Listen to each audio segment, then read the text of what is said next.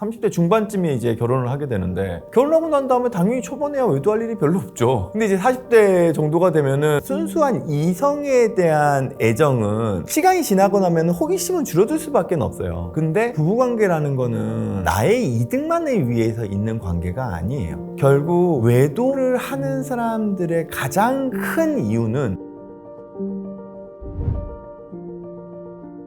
책가3 구독자 여러분 안녕하세요. 정신과 의사 이광민입니다. 30대 중반쯤에 이제 결혼을 하게 되는데, 결혼하고 난 다음에 당연히 초반에야 외도할 일이 별로 없죠. 근데 이제 40대 정도가 되면은 이제 어떻게 보면 여러 가지 가정 상황에서 부부간의 갈등도 일정 부분은 중간중간 섞여 있을 수도 있고, 그리고 한편으로는 이성에 대한 욕망이라는 거는 호기심에 일정 부분 기반을 두고 있기 때문에, 내가 정말 가족을 위해 가지고 애정을 가지고 있지 않으면 순수한 이성에 대한 애정은 시간이 지나고 나면 호기심은 줄어들 수밖에 없어요. 그럼 이 호기심은 딴 데로 튈 가능성도 크겠죠. 그렇다고 하면 40대 때 가장 위험한 나이대가 될 수 있을 거고, 지금의 사회에서는 뭐 50대가 넘어가 버리면은 어쨌든 남성이든 여성이든 몸 안에서의 성 호르몬 자체가 줄어들기 때문에 이런 외도에 대한 영역들이 좀 줄어요. 그러다 보니까 만약에 40대가 외도에 가장 취약한 나이대라면 의학적으로는 이렇게 설명을 할 수는 있을 것 같습니다. 기사를 통해서 본 자료에서는 한 10명 중에 1명이 외도를 하고 있다라고 한 기사를 본 적이 있어요. 주변에서도 보면 외도 때문에 상처를 받았거나, 혹은 본인이 외도를 하고 있으면서 이거를 숨기기 위해서 전전긍긍하는 경우들을 드물지 않게 우리들이 직접 간접 경험하고 있죠. 그렇다 그러면 10명 중에 1명 정도라는 통계는 그렇게 틀리지 않은 통계, 혹은 그것보다 실상은 더 많을 수도 있겠다는 생각은 합니다. 이런 측면도 있어요. 불안은 기본적으로 내가 불안을 느끼는 것도 있지만 그 누군가에게 맞춰지지 못할까 봐에 대한 불안이 있어요. 즉, 인정 욕구가 이루어지지 않을 상황에서의 불안이죠. 타인이나 사회적인 시선에 기본적으로 우리가 끊임없이 맞춰 나가야 되고, 그거를 못했을 때 혹여나 안 좋은 평가를 받게 되지 않을까에 대한 불안은 우리로 하여금 우리 스스로의 감정으로 살지 못하고 그 누군가의 욕망이든 그 누군가의 기대치를 맞추려고 살아가는 식이 될 수 있어요. 그러면은 우리의 욕망은 어떻게 되죠? 우리도 감정이 있잖아요. 우리 스스로도 느끼는 다양한 것들이 있고 내가 하고 싶은 것들이 있는데, 사회적으로는 나는 이 기대치를 맞춰야 되기 때문에 나의 욕구를 억눌러요. 근데 이 억누르는 에너지가 없어지느냐면 그렇지는 않거든요. 잠재되어 있는 거죠. 근데 당연히 우리가 사회적인 인정을 받으면서 거기서 뭔가 성과를 나의 성과로 가져가게 되면 우리는 자연스럽게 우리의 욕망을 억누른 채 만족하면서 살 수 있어요. 근데 우리가 항상 사회적으로 인정받을 수 있는 건 아니죠. 내가 타인과의 관계가 항상 원만하게 진행되는 건 아니죠. 부부관계가 원만하게 진행되는 것도 아니죠. 때로는 돌발적으로 내가 상대방에게 비난받을 수도 있고, 나의 의도와 다르게 누군가에게 실망을 우리가 느낄 수도 있고 상대방이 느낄 수도 있거든요. 그 순간이 됐을 때는 우리 안에 있는 욕망이 튀어 올라와 버려요. 그런 경우가 외도와 같은 상황으로 연결될 수도 있고, 혹은 우리가 가지고 있는 완벽주의가 지금 이 부부관계는 어차피 내가 상대방에게 실망을 시켜버렸으니, 혹은 상처를 줘버렸으니, 혹은 내가 실망을 하고 상처를 받았으니 나는 이 완벽주의가 지금의 결혼생활을 더 이상 유지할 자신이 없어지는 거예요. 그럼 어떻게 해야 되느냐? 새로운 완벽주의를 만들어야죠. 그러니까 기존에 있는 결혼관계를 끊어내고 이혼을 하고, 그럼 나는 그냥 내가 원하는 방식의 내 인생을 살 거야. 혹은 그 타인과 다시 완벽한 부부 생활을 다시금 만들어 나갈 거야 라는 식의 약간 왜곡된 방향으로 우리의 완벽주의가 반응할 수 있는 거죠. 우선 이게 외도에 대한 정의부터 시작하긴 해야 될 것 같아요. 이게 우리가 생각하는 외도의 정의가 사람마다 달라요. 저는 이건 남녀의 차이라고 가져가기보다는 그냥 사람마다 외도에 대한 정의가 좀 달라요. 어떤 사람은 정말 성관계를 가져야지만 외도라고 생각하는 경우도 있고, 어떤 사람은 성관계를 가졌다 하더라도 내가 그 관계를 유지하면서 정말 애인과 같은 관계를 가지지 않았다면 이건 또 외도가 아니라고 생각하는 사람도 있고, 어떤 사람은 성관계와 상관없이 내가 마음이 우연히 가고 있고 꾸준하게 그 사람과 시간을 보내고 있고 데이트를 하고 있다면 이거는 외도다라고 정의하는 경우도 있죠. 근데 갈등이 생겼을 때 우리가 예를 들어서 부부간에 외도에 의해서 갈등이 생겼을 때 첫 번째로 필요한 부분은 외도에 대한 정의를 서로 맞춰 나가는 거예요. 정의가 달라져 버리면 남자 입장에서는 남편 입장에서는 외도가 아니라고 하는데 아내 입장에서는 정의 자체가 외도가 돼버리면 대화가 당연히 안 되죠. 그러면 정확하게 외도에 대한 정의를 뭘로 가져갈 거냐가 외도로 인한 부부 갈등이 있을 때 그 시작점이어야 되는 것 같기는 합니다. 사람은 기본적으로 욕망에 의해서 어떤 행위들을 하게 되죠. 물론 우리가 이성을 통해서 그런 것들을 통제하지만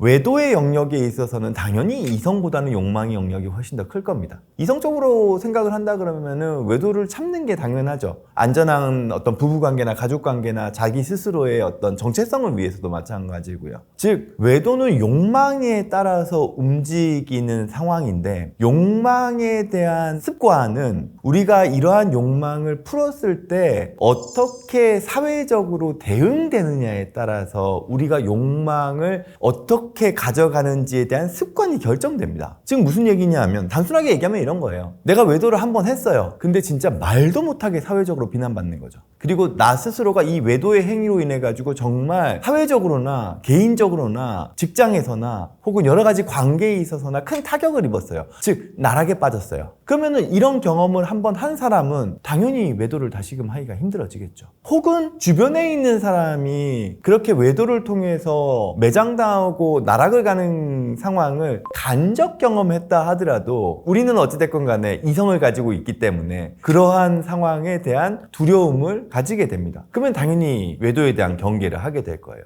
근데 제일 안 좋은 건 뭐냐 하면 외도의 어떤 상황이 발생했을 때 그게 부부간에도 이 외도에 대한 정의가 일치했어요. 근데 그 상황에 대해 가지고 주변에 있는 사람 혹은 가족 중에 일부가 이 상황을 옹호해주는 상황이 발생한다면 그러면 이 외도를 한 사람의 경우에는 나의 욕망에 이끌려서 외도를 했을 때 거기에 대한 2차적인 반응이 그닥 나쁘지 않기 때문에 이 행동을 반복할 가능성이 높습니다. 왜냐하면 욕망에 이끌려서 한 행동이잖아요. 그러면 그거를 억압하기 위해서는 억제하기 위해서는 그 욕망을 억누를 수밖에 없는 다른 요인이 필요해요. 그게 때로는 두려움이고 염려고 불안일 수도 있죠. 즉 불안이 외도를 유발할 수도 있지만 불안이 외도를 억제할 수도 있는 거예요. 대표적인 경우가 이런 거죠. 어느 순간 시어머니가 며느리한테 와가지고 남자가 사회생활 하다 보면은 술집도 갈 수 있고 거기서 여자도 좀 만날 수 있고 그러다 보면은 실수도 좀 할 수 있는 거지 라는 식의 반응을 가족 중에 보인다면 이 남자 같은 경우에는 아내에게는 비난받을지 몰라도 엄마는 이해해주고 있는 상황이 돼버리잖아요.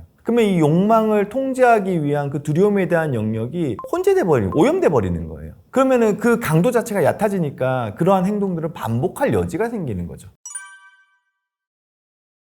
특히 부부관계라는 거는 나의 이득만을 위해서 있는 관계가 아니에요. 맨 처음에 결혼을 할 때는 나의 이득에 가깝다고 생각할지 모르죠. 지금 나의 배우자가 가지고 있는 여러 가지 성품이나 어떤 직업이나 혹은 나를 지지해 주는 거나 혹은 그 사람이 가지고 있는 경제적인 능력이 나에게 이득이 될지도 몰라요. 그러면 이 관계는 자연스럽게 비즈니스 관계처럼 형성되기 때문에 지속 가능성이 생기죠. 하지만 사람과의 관계가 항상 나의 이득에 영원히 일치할 수는 없어요. 중간에 상황은 언제든지 바뀔 수 있죠. 힘든 상황이 바뀔 수도 있고 내가 아플 수도 있고 상대방이 아플 수도 있고 때로는 경제적인 어려움들이 생길 수도 있어요. 그럼에도 불구하고 우리가 가족관계라는 걸 유지하는 이유는 내가 가지고 있는 책임감 때문이죠. 결국 외도를 하는 사람들의 가장 큰 이유는 욕망일 수도 있지만 이 욕망은 모든 사람들이 다 가지고 있거든요. 이 욕망을 억누르면서도 내가 가족을 위해서 살아가야 한다라는 책임감을 가지고 있는 사람들이 외도를 억제할 수 있겠죠. 그러면 반대로 얘기하면 외도에 대해서 가장 취약한 사람은 책임감이 약한 사람이에요. 그리고 이 책임감에 대한 영역은 내가 가지고 있는 삶의 영역에서 여러 군데에서 나타나요.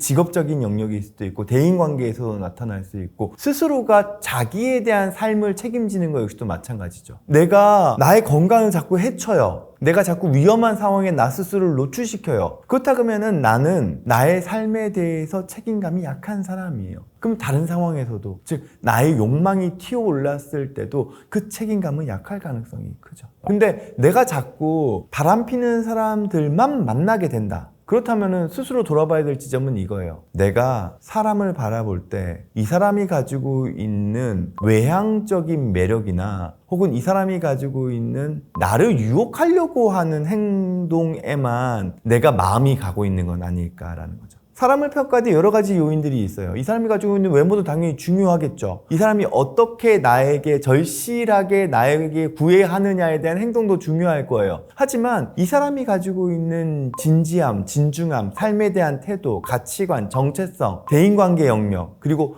아까 언급드렸던 책임감, 정말 다양한 영역들이 있거든요. 사람을 평가하는 데 있어서. 근데 내가 겉으로 드러나는 거에만 자꾸 눈이 가고 거기에만 나의 마음이 가고 있다면 다른 영역들이 배제되기 때문에 당연히 바람을 피는, 책임감 떨어지는 그냥 매력적인 사람에게 내가 자꾸 마음이 끌릴 가능성이 크겠죠. 그렇다 그러면 내가 사람을 바라볼 때 중요시하는 가치관이 뭔가에 대한 걸 다시금 되돌아봐야 하는 거예요. 혹은 이런 것도 있어요. 당연히 자극적인 게 혹하죠. 음식을 먹을 때도 맵고 짜고 혹은 뭐 단당류 폭탄이 막 들어오는 엄청 단 음식들에 우리는 손이 어쩔 수 없이 가잖아요. 하지만 먹고 난 다음에 우리는 어때요? 후회하죠. 왜냐면 썩 내 건강에 좋은 것 같지는 않거든요. 그럼에도 불구하고 자꾸 손이 가는 사람들은 어떻게 돼요? 건강을 망치죠. 기만 하든 속이 상하든. 관계도 마찬가지예요. 자극적인 건 매력적이에요. 그 순간에는 뭔가 달콤하고 뭔가 이렇게 희열감이 느껴지고 도파민이 뿜뿜 튀어나올 수도 몰라요. 근데